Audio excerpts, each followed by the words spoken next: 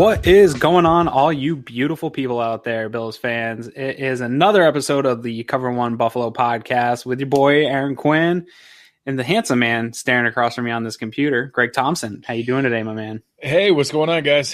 Just had a rough couple of days, but looking forward to talking about the Bills.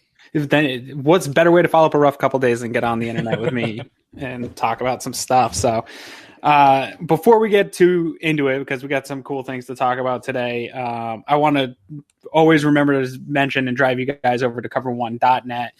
That is, the reason we're doing this is to put out the content that those guys put out over there. We just really cover the Bills here, but they cover the gamut of all prospects. They are just cranking out work right now. In the Slack channel, we have a C1 team channel, and just the amount of work that they're putting up with, I have a tough time keeping up. So this Saturday, I'm really going to try to sit down with some coffee and catch up on some of the scouting reports they've done. So if you love that kind of stuff and you're trying to get prepared for the draft and you don't have the time to sit around and watch tape, everybody else over here at cover1.net is doing it for you. Go check it out. You can't beat it. It's the premium content, one of the best spots to go on the internet for draft content. We also have a premium membership, Greg, and before you joined over on the team, you were a premium member just hanging out in the Slack channel, sharing your fire takes with us there. Now you're here sharing your fire takes with us on the interwebs. What about the premium? Like, what drew you as a Bills fan to subscribe to the premium channel, give us your money, and then become an active member of the premium? Well, it started out with, trying to find people to talk to, like who was looking at the Bills games, who was talking about what was going on, and trying to be able to figure out where good conversation could be found. And it's, you get into different places on different social media outlets, and it can get ugly quick. And it becomes obvious that you can talk to people that really don't know exactly what they're talking about. And it's hard to be able to pull those things together. And I ended up finding some of the things that are there on Cover One and really got involved in it. And it's an awesome community. We have people researching things all the time, sharing different ideas. We actually have a handful of people from different outlets and things like that are all premium members and, talking about different ideas, sharing different things.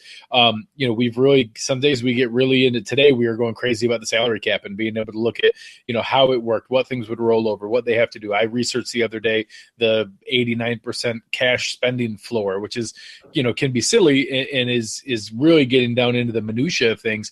But we were able to work backwards and figure out, hey, how much money does Brandon Beane have to spend this year? And then we were able to kind of work that into what some potential contracts were. And it helps that when you see these lists and rankings come out there, hey, here's the top free agents of this position, and here's the top guys available in that position. It gives you a better idea of what's practical, what's real. And then you have guys constantly in there trying to share different things. So it's a really intelligent group, well-informed, researching things, always contributing. And it's an awesome community to be able to get involved in.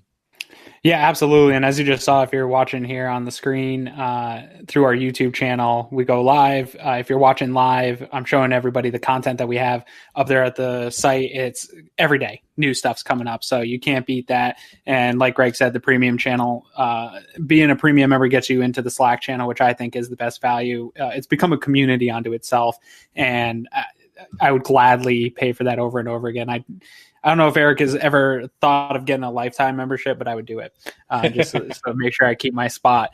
So let's get into it, though. This week, obviously this time of year is super hard to be a football fan. Super Bowl just wrapped up. It's the end of the season. There is a little bit of a break here, even though the teams are busy, putting their boards together and finishing up scouting. It is a pretty boring time of year for Bills fans. Luckily, the Bills took their time filling some coaching vacancies and spread it out for the show. I know that they did that for us to spread out some content.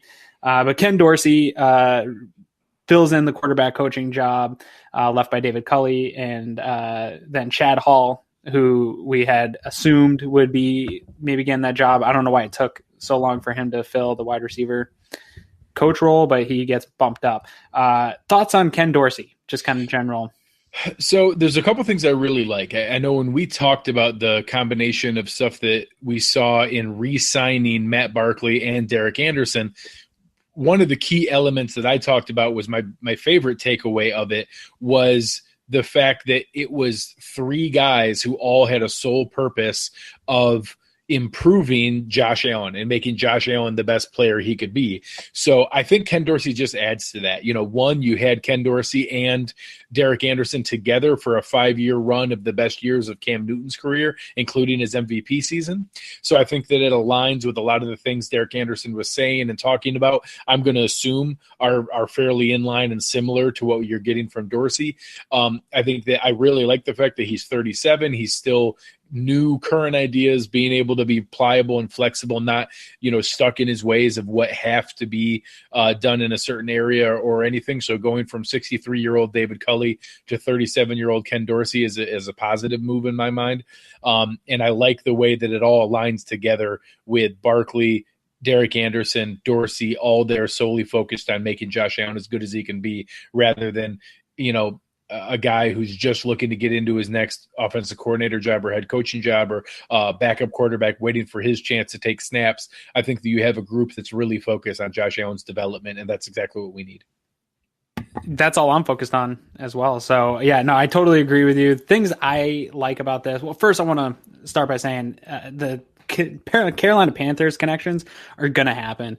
I think we talked about it here before. If I was put in charge of a multi-billion-dollar company and was asked to hire a staff, I would 100% hire people that I've worked with in the past and that I know that I can trust, and I've seen them work and seen them come into the building day in and day out and know that the level of accountability that they have. So I don't get mad at these continued connections. And in fact, I want some of them to continue into free agency, and that's something we'll talk about in the next coming weeks. I don't get mad at it. I don't know why people do. I think it's a good hire outside of the Carolina connections. Dorsey is a football guy. I know people didn't like that Culley didn't have quarterback experience. He had wide receiver experience. He was never a quarterback himself. Dorsey, even though he had a great career in college, did not have a great NFL career, but he still hung around the league for a few years, played for the Niners, Browns. Like he did his thing in the NFL. He studied tape. He was in quarterback rooms with NFL players. He's been in the executive side as a scout, so he has that angle to take into coaching, and now he's a coach. And he's just a football guy. And to be that kind of guy and to be a professional player, you have to know how to break down film. You have to know how to be in a quarterback room with other quarterbacks and manage egos. And that's really what you need out of this coach, because Daboll's designing the offense, right? All Dorsey is doing is focusing on how to improve Josh Allen and build up his confidence to execute that offense. So we don't need him to come in here and reinvent the offense. He's just got to, like you said, build up a good foundation for Josh Allen. So I think he's a great person to put in that room, like you said, with Derek Anderson. I think it just only improves the room that we're already happy about. Yeah, I really like, the fact that I had mentioned before, as long as they didn't bring somebody in who was trying to, hey, let's break him down to the studs and rebuild his footwork or his throwing motion or, something crazy like that. That obviously wasn't going to be who they were bringing in. But, having a guy who's aligned with that, again, already has similarities and connectivity with Derek Anderson, is going to be able to maintain that, same message, same kind of focus. And I actually see it as a little bit of a succession planning for McDermott that, one of my biggest concerns, and I know you and I talked about it leading into this offseason and the coach hiring cycle, was, hey, there's a bunch of guys going crazy about offense. What if we get a sniff from Brian Daboll? What if we lose him quickly? And not that I think he's some miracle worker or some amazing coach, but I think he's good. I think this really sets us up that we now have a sustainable succession plan that if we have a good season next year and Josh Allen performs well, that is going to get Brian Daboll attention. And even if it's not this coming year, but maybe the year after that, it now sets us up where we can take Ken Dorsey and simply step him forward as offensive coordinator to replace Daboll and not skip a beat and be able to maintain the same message, the same focus, the same structure around what Josh Allen is seeing, and being able to go that direction to have that nice, next step, I think is really important, because I don't know that I naturally saw that prior to Daboll. I was assuming it was going to have to come from the outside and didn't see an obvious guy on the offensive coaching staff. So now, not only bringing in, again, I mentioned before about the age for Dorsey, and we talked before about guys like Heath Farwell and Bobby Johnson, but even Bobby Johnson, you're talking 44, and, Castillo was 52. Heath Farwell is 37. Danny Crossman is 52. Chad Hall replacing 64-year-old Terry Robisky. So we're bringing in 3 guys in their 30s, 1 in their early 40s, replacing all guys in their 50s and 60s. That's a nice wave of energy and an injection of energy and hunger into that coaching staff that I think helps, be relatable to younger players and helps know the right ways to motivate them. So I think overall it was a really encouraging hiring cycle. Yes, and a couple points to things you said. One, I think that it's very legitimate, even though he didn't get an interview this year, that Brian Daboll, if the offense continues on the way that it was in the second half of the season and when they kind of figured out what to do with Josh Allen, if they continue on that path, I think that it's very feasible that he is a head coaching candidate in the next year. I don't know if it's because he's so well respected around the league or he has such a great agent, but his name was brought up for a few coaching vacancies this year. He didn't get the interviews. Not sure what happened behind closed doors. Not sure if he didn't really love any of the jobs and really wanted to build up for another job in the future. Not really sure, but he's going to be a legitimate head coaching candidate if they have similar success as they did at the end of the season this year and better. So, and we're fully expecting that to happen as fans. We want that to happen. So it's good to have that succession plan in place. And then when you talk about some of the benefits of the young guys, I hate to say it, and the team would never come out and say it, but another added benefit of guys that young and hungry is also a little bit of control and being able to manage the message and not have some of these guys, we talked about it a little bit before, Robisky, kind of around the league has not the best reputation for being a guy that's easy to work with. I think Juan Castillo had a little bit of that. You could tell by some of the post-exit interviews he did with journalists. He seemed to kind of want things to be done his way and wasn't going to do them another way. When you bring in a young guy that's hungry, I think they're more willing to be controlled and listen to the guys above them versus guys that have been in the league longer than Daboll coaching the offensive lines, probably rolling his eyes saying, no, we're doing it this way. So it creates a good structure of power. And I think that's a good thing moving forward. I think there's some logic to it as well that you had, not Sean McVay young, but, Sean McDermott is a young coach. He was in his early 40s when he first got hired. It was very logical that he would want to bring in experienced guys that he trusted, some that had been previous head coaches like Leslie Frazier, guys he had been with before. You're now 2 years in. He's now I think we talk about the fact that he is holding guys to a standard. He is going through and discussing the fact that, hey, if that's not good enough, we're going to move on. If I don't sleep well at night, we're going to need someone new. So I like the fact that he's doing that. And now he has the confidence and stability that, hey, we can bring in guys that I think have the energy and excitement and hunger to do well. And I can be the experienced guy. I can be the head guy that's, helping mold and develop them rather than trying to build stability around himself early on so that he could focus on his new role. I think it speaks well to his comfort level in the role and that how he feels like he's developing and moving forward. So I think it's really logical and something that I think is a positive as far as his comfort level and his really kind of getting his footing. Yeah, and at the most important assistant coaching positions, he still has guys that are veterans in the league. Obviously, Leslie Frazier has a long career in coaching. Daboll is not new to the coaching game as well. He's got a vast amount of experience. So where you need experience the most, I think he has it still, even with the youth movement that has come in. So it's a nice balance. And it does provide them the ability to have succession plans in place as moving happens. Because it happens to every team every year. Coaches come and go, move up into other positions in other places. We'll get to a conversation about that, though, because it's something I think that is interesting and is going to be a hot topic, I think, going into next season. But let's talk about Chad Hall a little bit before we get into that other topic. Chad Hall, a guy I didn't really know much about until this offseason. I saw his name when I was scrolling through the flyers they give you at the stadium. I said, oh, okay, assistant offensive coach, cool. Or assistant to the head coach or whatever he was. When you start to look at him, it actually isn't that bad. Again, another guy that played the position, he played in the NFL, but he was just a guy hanging out at the bottom of a roster. But another guy that played the position, has a ton of energy, young guy. What do we know about Chad Hall? And I think what can Bills fans expect? It's someone that's young, energetic, was, not a great receiver, played at Hawaii, but hung around the league for a little bit, and then got immediately into coaching and went into that kind of path for it. So I think he's someone that can speak to players that, hey, I've done this, I've scrapped to make a roster and to be able to be in that, that fight for spots, but I also have the knowledge to be able to do it because I didn't have the physical skill set to make it, and I made it just because of my understanding and route running and hands and understanding those things. So I like the fact that he was already there with the team, kind of earned it, and is ready to move his way up, and is able to then, I believe I read that he had a strong hand in developing Robert Foster because he was working with a lot of the practice squad and back end roster guys from a development standpoint, and had a huge hand in that development because it was a lot of technique,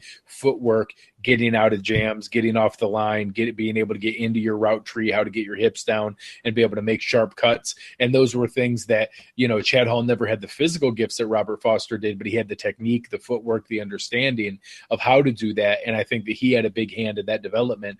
So it's something that I think is really going to be able to come along and speak to what the guy's development and opportunity is, because no matter what, I do think that we probably bring in a veteran receiver, maybe two, but it's going to be a young receiver room. Zay Jones is going to be in his third year, Robert Foster in his second year, Isaiah McKenzie in his third year, those kind of guys, if McKenzie even makes a roster, and maybe a free agent here or there, and then some draft guys. So it's going to be a young room, and having a guy that's young and energetic and hungry like Chad Hall that can motivate them and speak to them, I think is really exciting.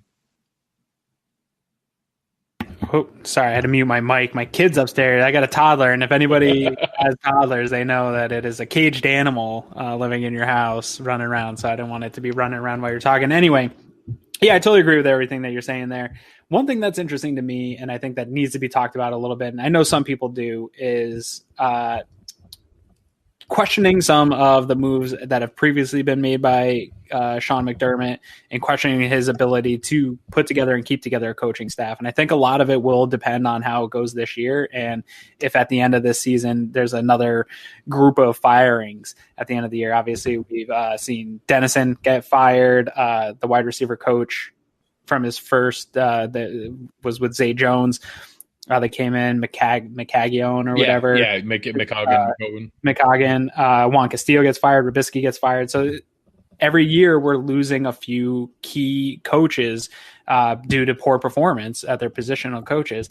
I don't know that we can necessarily say them. I'm not going to take to Twitter and say he can't find coaches, because obviously that's not true. But is it something that there should be concern about moving forward, or will this year be really kind of what we point to and say, oh, see, he finally got it right? I try not to be a homer. I want to be even-handed. I am an enormous fan and supporter of Sean McDermott. I'm going to handle that the same way when people questioned, well, how do we know that Brandon Beane can identify offensive talent? And I will say it's fair to question that. It's fair because we haven't seen a great deal of sustained success with that. So it's fair to ask. I don't think it's fair to assume that they can't. And I would handle this the same way. That I think it's fair to question, hey, why have we now turned over? Why are we going into our third wide receiver coach? Why did you hire a quarterback coach who had never been a quarterback coach before? Why did you hang on to Danny Crossman that long? Dennison, teams, what was it? Denver didn't want to even get close to sniffing to bring him back. Why do you bring in a guy that can't even get back in the league as an offensive coordinator? Yeah. So, I mean, it's fair to question that, but I don't think I think it was more they were the right guys at the time. They were the best guys that interviewed for the job. He was putting together his first staff, and I would rather have a guy who was willing to admit people are not up to par and not meeting the standard and replace them than a guy who was stubborn or had, the gambler's fallacy and was just going back in and being, no, I'm going to make it look good because we're going to overcome that, and I'm going to show you that it really was the right hire, and we're going through there. The same thing we talked about that, I'm glad to see Brandon Beane cut bait on Kelvin Benjamin, where some GMs would have said, no, I'm going to show you it works, and they're going to double down on it and extend him and re-sign him. So it's the same idea. I Would I rather that we identified the right coach in the first place and just took right off? Sure. But the fact that they weren't working out and he cut bait, didn't, be painfully loyal and try to stick through it, even though they weren't performing, and now is bringing in new guys, I would rather see that and an opportunity to go in and try to, find the right people rather than sticking with it.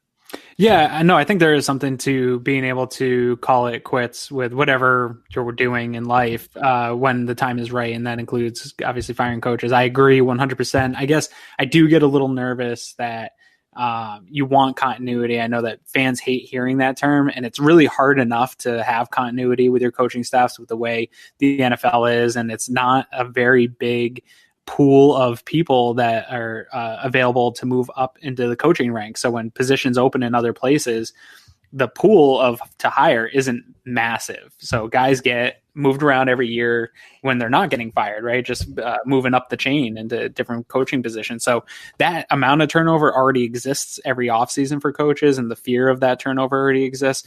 I guess where my fear is coming in is, like we said, 3 wide receiver coaches in 3 years. Yeah. You have a bunch of young guys. You really want to start to develop some consistency there. I'm glad that they didn't fire Dable like some people were suggesting. That would have been horrible to have to. I think that would have been detrimental. Yeah. Yeah. Another offense. We've seen it with the Bills so many times. A while back, I think when we first lined up McDermott and Bean, I ran through the timeline of all the hires from GMs to assistant to offensive defensive coordinators, and the overlap and the amount of change. It's impossible to put a team together when you have that much change. So I would like to see that start to slow down a little bit. I'm not going to blame McDermott yet. I'm not going to get on Twitter and start attacking him, but I do think it's something to watch going into the next offseason if they can keep a staff together. Not because guys are getting hired in other places, but keep a staff together because they pick the right guys and they're doing their job.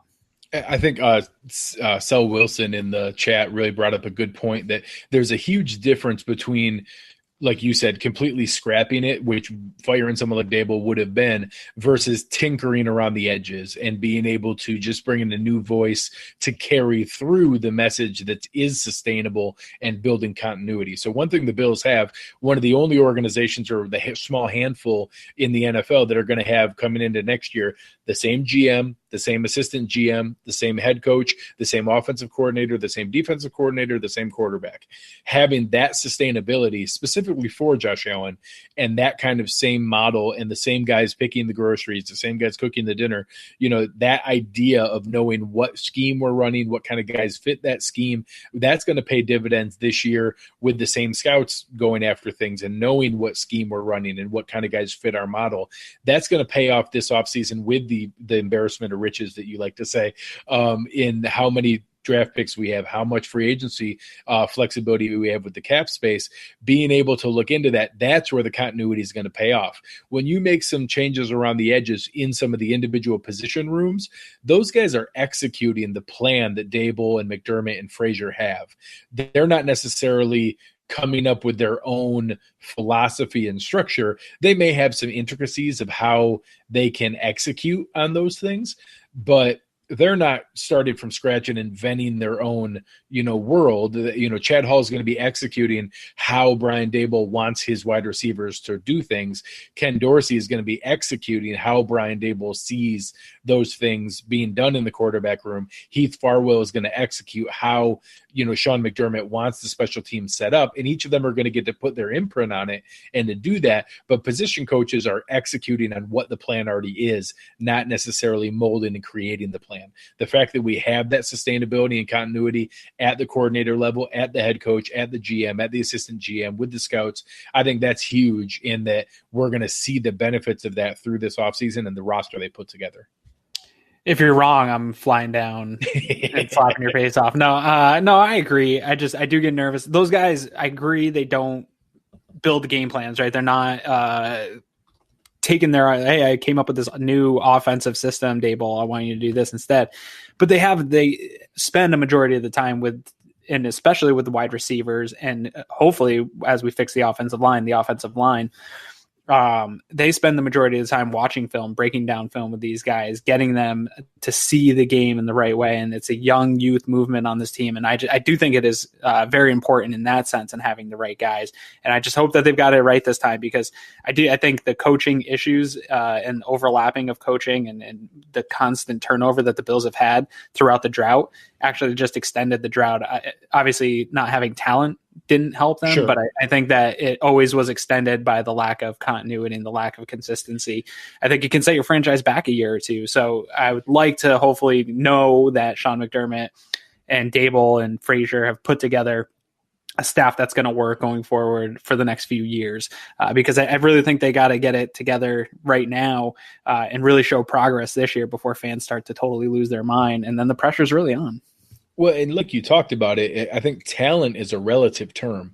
People need to realize every single guy that makes an NFL roster is incredibly talented. And don't get me wrong, there are extreme high-end premium elite guys. Like, there is something a little bit different about Odell Beckham Jr. and about Aaron Donald and whoever, and, Tyron Smith. Those guys are different. But the middle 70-80% of the NFL, when you take off the top 10%, bottom 10%, all has to do with what scheme they're in. Are they being used properly? And are you put in the position to be successful?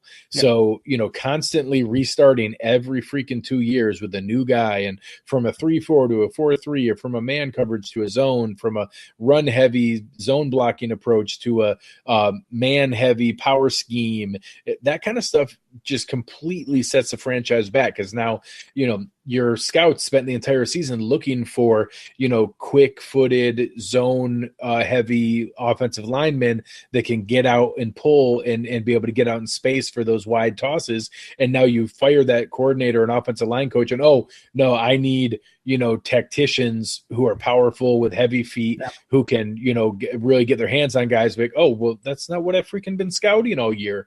And it makes such a huge difference. There are very few guys like a Kyle Williams that can last all different types of defenses and adapt to different positions. A lot of these guys are stuck into scheme.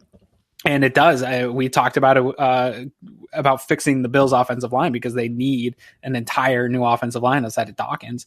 And we're trying to warn people, even with the embarrassment of riches that they have this offseason, it's unlikely that you can switch that over in one season. So when you make those types of changes, it is a 2 to 3 year fix to then tell those scouts and GM, hey, I need all these new pieces. It's not going to happen. It's not like Madden where you can just release everyone and pick up the guys that you want. It's something that takes time. And we're going to see it this year. We have the offensive line scheme and ideas in place.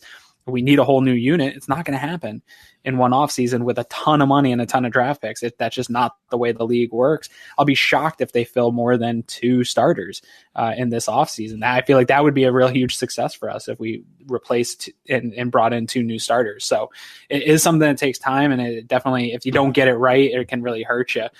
But to your point, Vlad Dukas and Mills would probably they'd probably dominate the AAF, the Alliance Football League. They if they went down there, and they're some of the worst guys in the NFL. We have one of the worst offensive lines.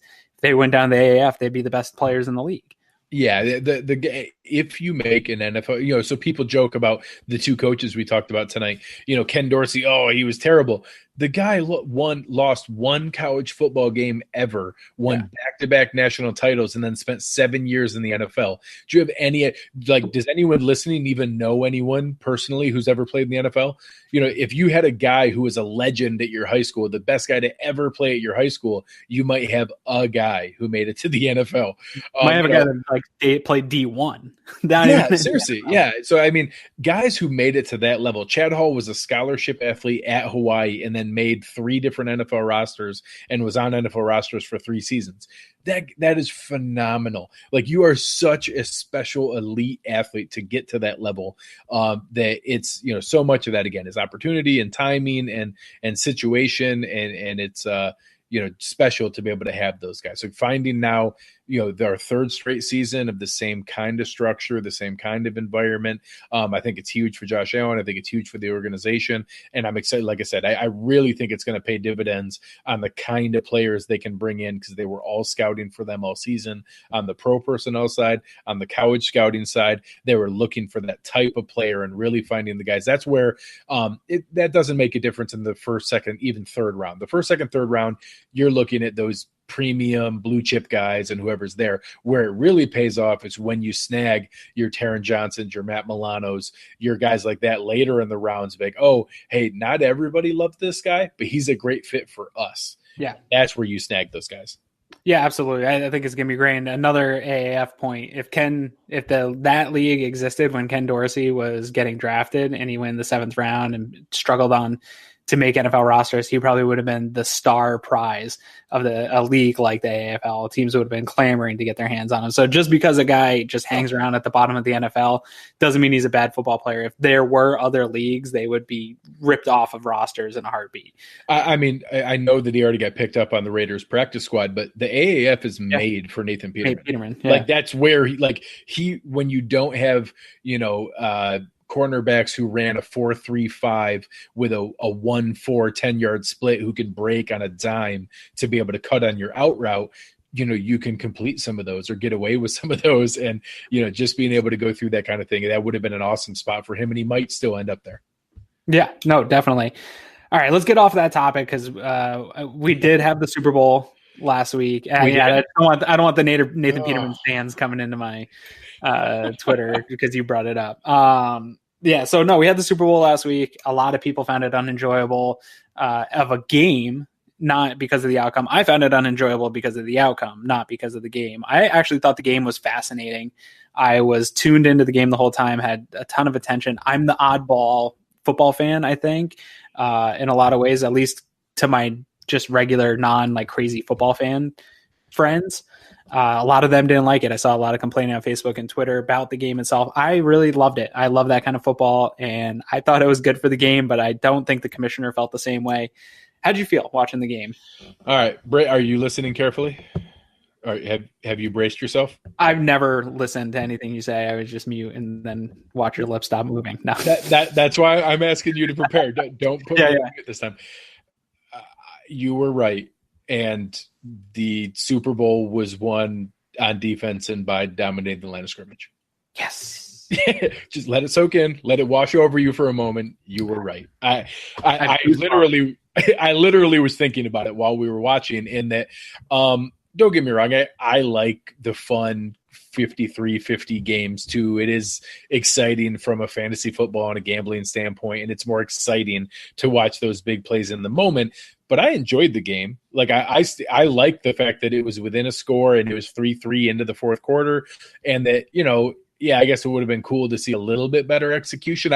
I would say I would have loved to see 17-13 kind of thing with a few better elements of execution. I do think that it wasn't just great defensive ball play. There was some poor offensive execution, but two of the greatest defensive minds in football history went head to head, and Wade Phillips and Bill Belichick won. They beat the opposing offense. And going into the fourth quarter with 3 points or holding Tom Brady to 13 total is a great game by Wade Phillips. And obviously Belichick completely dismantling the top scoring offense in the NFL and holding them to 3 is a historic performance. But that's what it was. It was a great defensive effort. It was really well fought. I think the multiplicity and the variety of the Patriots defense, and having, you never knew if Van Noy or Hightower was a defensive end or was rushing or was blitzing coverage, dropping back.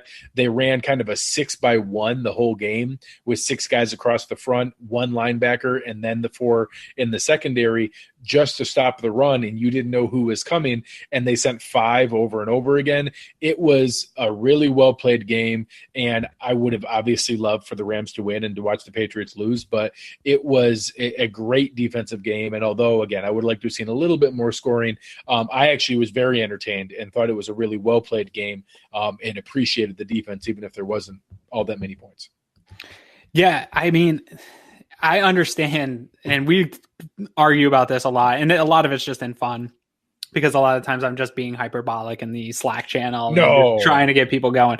But I do believe in my core that at the end of the day, regardless of the DVOAs, like the Patriots never have a regular season defense that is going to be the number one defense in the league, DVOA.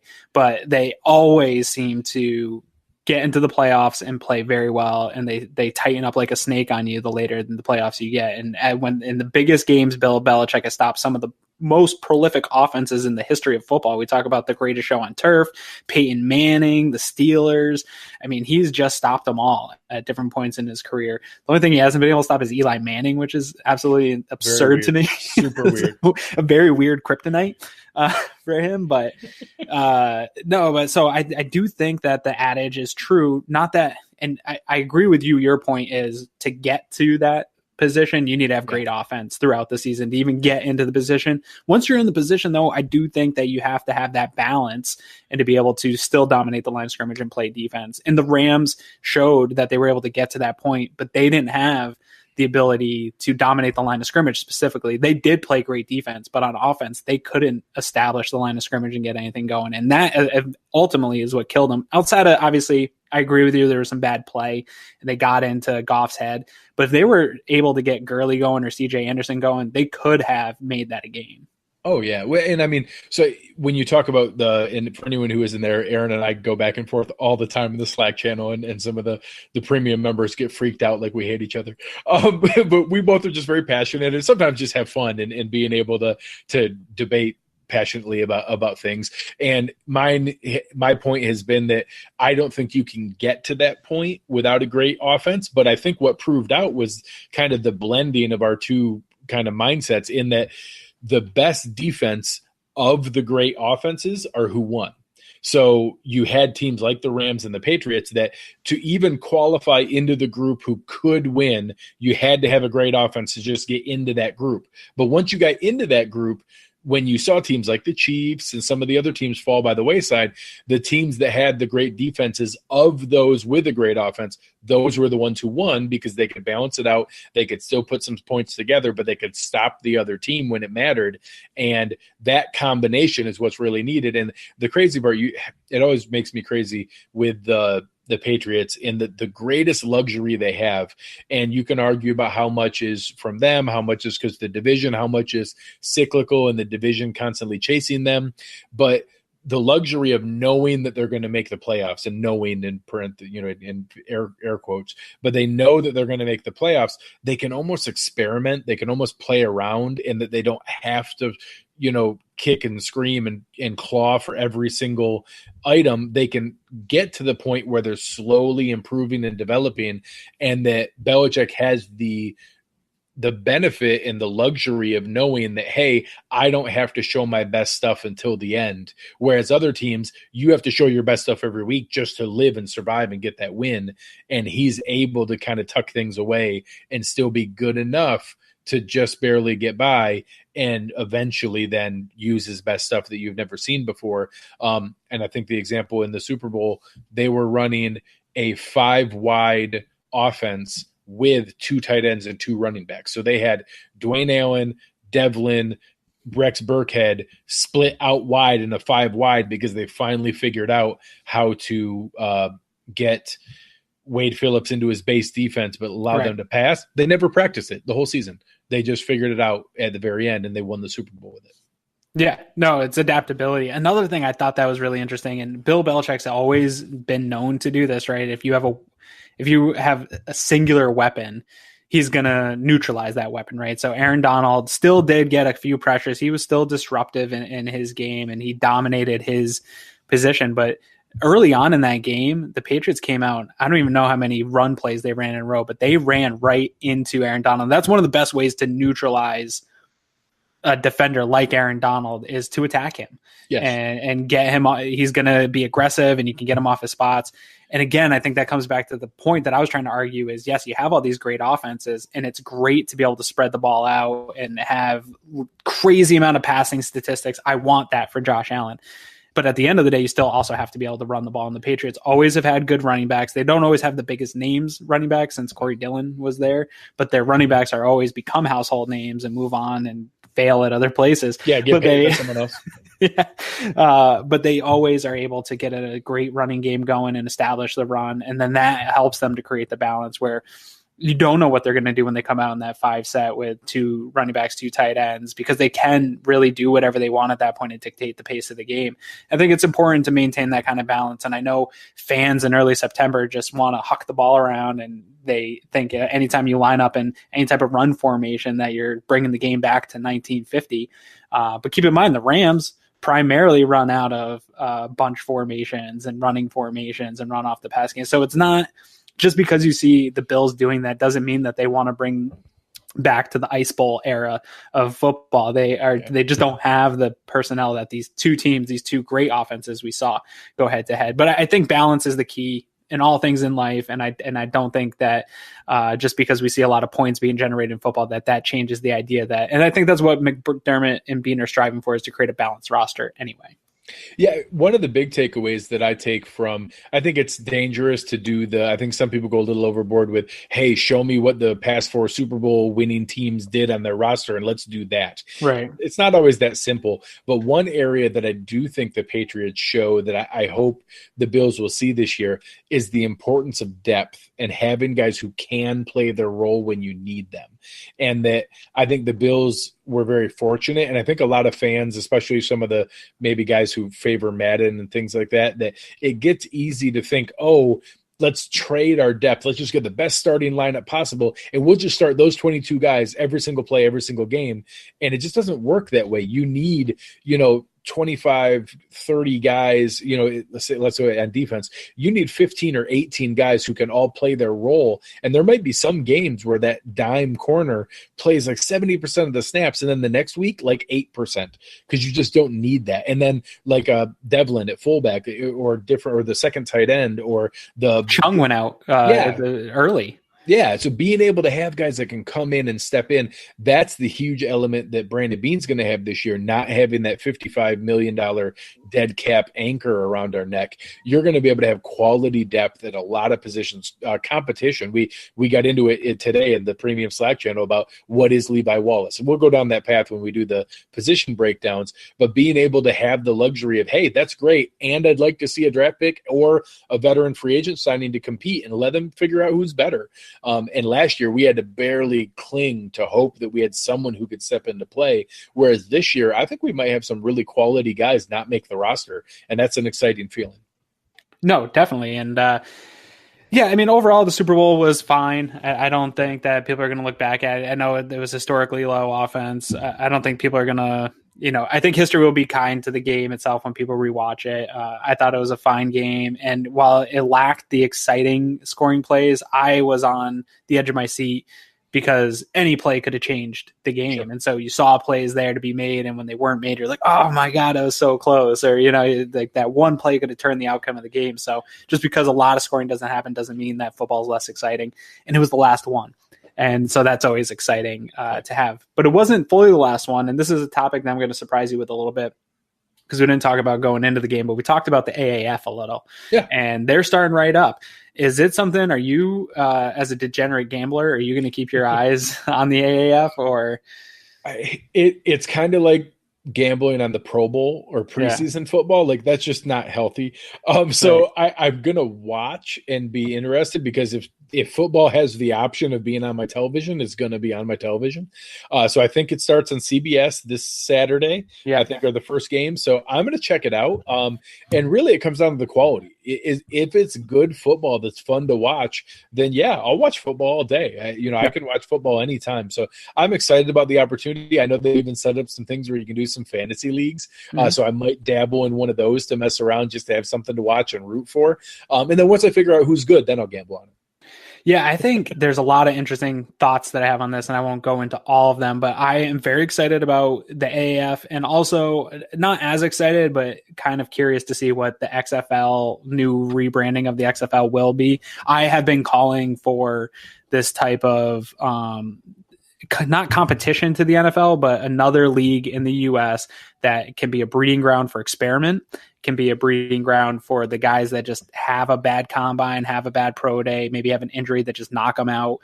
They don't get the look that they need, can't put tape together really anywhere else. The CFL season, the way the season is in the CFL, is not good for guys trying to get contracts in the NFL, because if you sign a season and the team won't hand over your rights like they did with Duke Williams, you can get stuck there through your prime years. Yep. We saw it with Wilder. James Wilder was trying to get out of his contract with Toronto, and they wouldn't release him out of his contract. And there was a good chance that he might have been able to stick to an NFL roster after the season he had with them.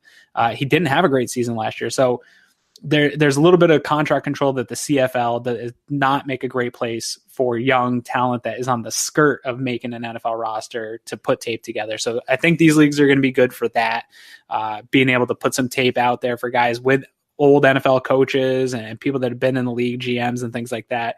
But also, and Ben Albright tweeted this, I think this is a really great place because the NFL has not been forced to compete with anybody for viewership in any way. I think it's going to be a really good breeding ground for different ideas to bring to the NFL to make the game itself better. We're seeing they're getting rid of extra points in the AFL. That's a rule. So it's all 2-point conversions. Kickoffs are gone. You get the ball at the 25. Onside kicks, no onside kicks. So the option you get instead of an onside kick is a 4th and 10 from the team zone 35. So that's an interesting wrinkle, because the league's worried about that stuff. And then they're going to speed up the play clock. So 30-second play clock as opposed to a 40-second play clock. So I think it's a nice benefit to the NFL to sit there and watch and to see how some of these different rules impact the game and if it's something that they want to bring into the game. Yeah, I think that's huge for the owners to see it, because I think that's always such a big portion of their hesitancy is, well, I think it might work, but I'm not sure. There might be unintended consequences. So I think you're exactly right that being able to see it in action is going to be critical to be able to have some more impetus there. And then, like you said, maybe that's when you say competition, you're not saying that, hey, people are going to literally prefer the AAF over the NFL, but it's going to be, hey, maybe there's some small pieces of quality of play, of the customer experience and viewership. Maybe there's a different way they handle, a speedier review process, or that maybe people realize that, hey, I don't really miss kickoffs. Maybe that's not that big of a deal. All those different pieces are different parts that could come into play that all of a sudden are more tangible, that force the NFL's hand that, and maybe that gets into the competition committee's minds quicker that, this really does work. I was a little nervous about that. And now all of a sudden, because I think people underestimate how many things barely don't pass in the competition committee, where things are proposed and there's the guys like, well, maybe you're right, but I'm just not sure. I'm not ready to vote for it yet. And all of a sudden, they can show them some film of the AAF and be like, look, this worked out really well. I think it's going to be really functional and with very little downside. And now all of a sudden, those are 1 or 2 extra votes that go in favor of it. And now we see something that, I think eliminating extra points or eliminating the kickoff, it sounds so drastic, but maybe now watching it, maybe we'll realize, there really isn't much to that, and I prefer this style of football. So I'm excited about it, and I think that for anyone who listened when I did the interview with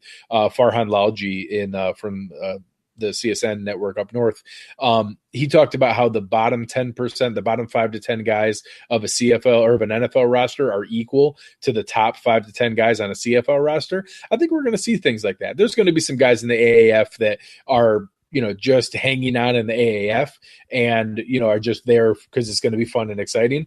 But there's going to be guys in this league who will make NFL rosters. Yes. And this will be the, maybe the kind of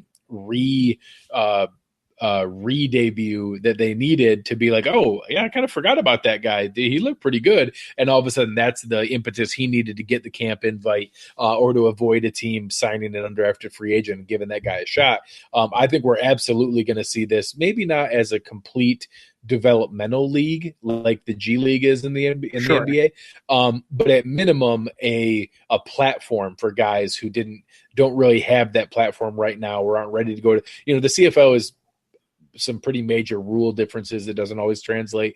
So maybe this gives them that impetus. Yeah, no, I think it is going to be the only real conduit for the guys that, and it's so easy. We talk about the coaching pool being a shallow pool of hire.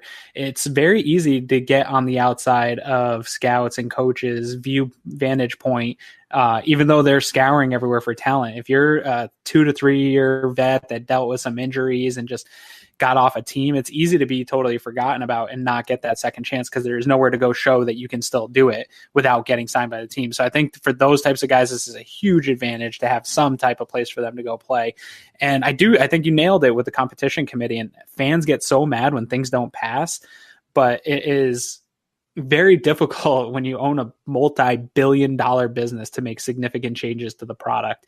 Anyone that is involved in any major corporation knows the amount of meetings and votes and things that go through to making even the most minor changes. So as fans, we get mad when something doesn't pass, but I don't blame the guys that are sitting there saying, well, let's wait, because that's a pretty substantial change to 100 years of how we've done this. And if we screw it up, talking about billions of dollars online. Not that the NFL, people are not going to stop watching the NFL, but people get pissed when the rule changes go wrong. And if they vote in something that's wrong and the fans feel like it upsets the game, it is not good for the Shield. It's not good for the league. So I get why they don't do it. This might be like you said, the opportunity to see it at play live and poll fans. How did you like that? They're talking about getting rid of eliminating, there's no television timeouts with 60% fewer commercials. Maybe that's something that fans want for the NFL. The NFL probably doesn't want to hear that, but it's going to be a nice breeding ground for experiments. No, I think it's great, and I think it's exciting, and it's also football on my television, which is one of my favorite things. And it provides another exciting thing is it provides jobs for guys that can't quite make the NFL circles. If you look into how to get into the NFL, it is extremely hard, from being a scout just to getting involved in the back office, the front office of NFL teams. This is giving those guys that are almost right there an opportunity because they're hiring scouts. They're hiring guys in the personnel department. So it's good for everyone that likes football. I think the more football, the merrier. And I'm pretty excited to check out what the product looks like this weekend. And maybe we'll find some guys that the Bills can, kick around and bring into the roster. So that's another reason to keep an eye on it. There might be the next Duke Williams, in the wide receiver one. Obviously. Yeah. No, I think it's exciting and a positive thing no matter how you look at it. Yeah. So speaking of players, Bills things here, we got a little bit of time here to wrap it up. Guys have been getting released. We were talking about before we went on air. Guys are also getting picked up quicker than I can keep up with this time of year. It's an interesting time of year as some of these veteran guys get released. Teams are dealing with their scouting and stuff. They got to kind of stop what they're doing, take a look at their needs, see if that fits a need. Anybody that we didn't talk about before the show that Bills fans should keep an eye on that got released, or anybody maybe on the bubble pre-free agency that would get released at this point now? Yeah, I'll talk about the one that we touched on pre-show. I know a lot of fans were interested when the Falcons released Robert Alford, the cornerback. Young guy, had a lot of potential. Well, he already got scooped up by the Cardinals, so was released, and within a matter of days, the Cardinals signed him to a 3-year, $22 million deal. So I'll say, we both are advocates of needing competition at cornerback too, and not simply relying on Levi Wallace. I think we're both fans of Levi Wallace, but I don't know that I see a 3-year, $22 million deal being the level of competition that I'm expecting. I'm expecting a 1 year, $5 million, 2 year, $10 million area. So I'd be shocked if we went that far. 3 years, $22 million. That's a starter. That's a guy that you're bringing in to replace that guy. I'm thinking more competition that could also be a good quality backup and probably somebody who has nickel experience in case Taron Johnson's shoulder can't stay attached. So, we'll go that route. But some other guys that we've heard about, you heard Gerald McCoy, his name come out there that it was actually reported that he's going to be released. I think he directly refuted that on Twitter from what I saw. But obviously, I don't know that he's going to know that news directly. So I think we're going to see some bigger names that are out there. There's some impressive names on the potential cap casualty list, but there's also more cap space around the NFL this year than ever before. So there's not going to be as many painful decisions as what we've seen in the past. So I don't know that we're going to see a ton that way. I do think we're going to see a fair amount of competition for the guys that are out there. And again, you and I have kind of warned our fans every show that, you need to brace yourself. This is not going to be some amazing spending spree. This is not going to be some unbelievable, hey, we got the top 5 guys at every single position group, and we got the top left tackle, center, right tackle, 2 wide receivers, tight end, corner. It's just not going to be like that. There's also going to be some guys, just remember, how excited were you, Aaron, when we signed Jordan Poyer, that free agency? Just because we aren't ecstatic and doing cartwheels about the name and the 5-year, $50 million contract that somebody might get, it may be the best pickup we make is a 3-year, $12 million deal for somebody that we didn't even realize was going to be an impact player. So I think we're going to see more quantity than quality this free agency period. I think we're going to bring in a fair amount of names and a fair amount of guys, but I only expect 1 or 2 splash signings, in my opinion. Yeah, I think it's going to be more in line with what you discussed when we were talking about the Super Bowl and the Patriots, and finding the Raphael Bushes and finding the guys that are going to just fit what you need at a value that, Bean talks about value and not coming off that value. So it's a mixture of fitting the need and the guys that you can fit in your scheme, and also hitting that value where you can just build up a plethora of depth guys that can come in, and the drop off between your starters and those guys is super significant, because attrition is a battle that every team faces, and there's no way to prepare for it other than having really solid depth. So that's where I think that they attack with the amount of money and draft picks that they have. And I'm excited for that. I think that is instantly going to make this team a team that can win 3 to 4 games more in a season, just having better depth. I think if you go back and look at this last year, better depth wins 2, maybe 3 games that they lost because of the lack of it. And I know we've talked about it almost every show. Better depth directly correlates to better special teams, and that whole cyclical world is a big piece of that. So I think it's something we can definitely see. Yeah, no, definitely. So if people like you, if they like what they heard tonight, where can they find you, and what else we got going on? Come and find me on the Twitter machine at Greg Tomsett, GregTompsett, and every single day in the Slack channel. It's the last thing I look at before I go to bed. It's the first thing I look at when I wake up. It's maybe a little bit sad, but no, it's fantastic. It's a great group of people that I think you guys would really enjoy. Again, $25. I've wasted $25 on so many things. Come and take a look. It's totally worth it. It's an awesome group of people. You'll really enjoy it, especially coming into draft time. There's so many really good video breakdowns and scouting breakdowns of the guys that might come in there. If you want to be informed and feel good about what's going on with the Buffalo Bills, you need to be a premium channel member. Channel Cover One is totally worth it. Yeah, no, I don't disagree. And also, if you just like the content that you're hearing here, just wait till you get a load of the guys that actually know what they're talking about over at cover1.net, because their content's fantastic, and they do know a lot more, at least than me. And so if you like this type of content, in-depth approach to the game, go check out cover1.net. You can download the app. We have an app on iOS or Android. Download to your phone, and you can get all the articles. It'll notify you when new content comes up, when the new podcast gets loaded, whatever it is. Speaking of podcasts, if you're here on YouTube, we appreciate that. It's a fun thing, I think, that separates us from a lot of podcasts, that you can join live and get in the chat with us. So go ahead and subscribe to the YouTube channel, hit that little bell that notifies you when we go live, because sometimes we just go live without really a lot of notice. So it'll give you a notification. You can watch from anywhere.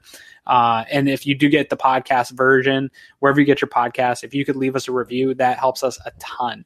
Pretty please. It really helps us. Even if you just want to talk about how nice Greg's sweaters are normally, do that. But no, honestly, the good reviews help. We do this as a hobby for fun, but it's something we enjoy, and those types of things and the viewer support and listener support really helps us out. We're super appreciative of everybody that listens to us, keeps us going in these rough times to talk about football, because there's nothing to talk about. It's you guys that keep us going. So you can find me at Aaron Quinn 716 on the Twitter, getting involved as much as I can in any type of debate. I'm willing to debate anything football related. So let's hear it from you. And obviously for Cover One, you can find us. Just search Cover One in all of your social medias, and you will find Cover One, and you will not be disappointed by the content that you receive by doing that. So thank you, everybody, for coming out. And Greg's got John Warrow of the AP coming on next week, and he's going to do an interview with him.